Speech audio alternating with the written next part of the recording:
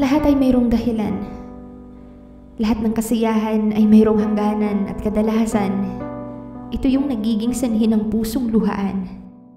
Dahil sa mga bagay na nagbibigay ng katiyakan at sa huli, ay maglalaho na lamang na hindi natin alam ang mga kasagutan at ang bawat dahilan.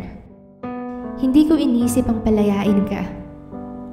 Hindi ko naisip ang bitawan ng mga alaala na siyang gumigising sa bawat umaga at nagpapaalala sa bawat tuwi na. At ngayon mas pinili ko na lamang na bitawan ka. Kahit di ko alam kung makakaya ko ba. Kung makakaya ko bang manatili at mamuhay nang wala ka.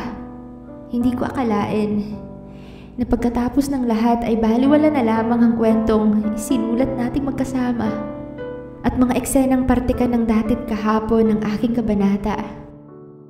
Mahirap man ay pipilitin ko.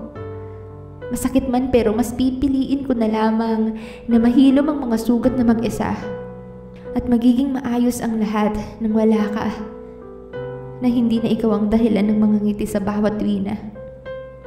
Kaya paalam at hanggang sa muling pagtatagpo at sa panibagong pahina ng ating kwento. Malaya ka na dahil pinapalaya na kita.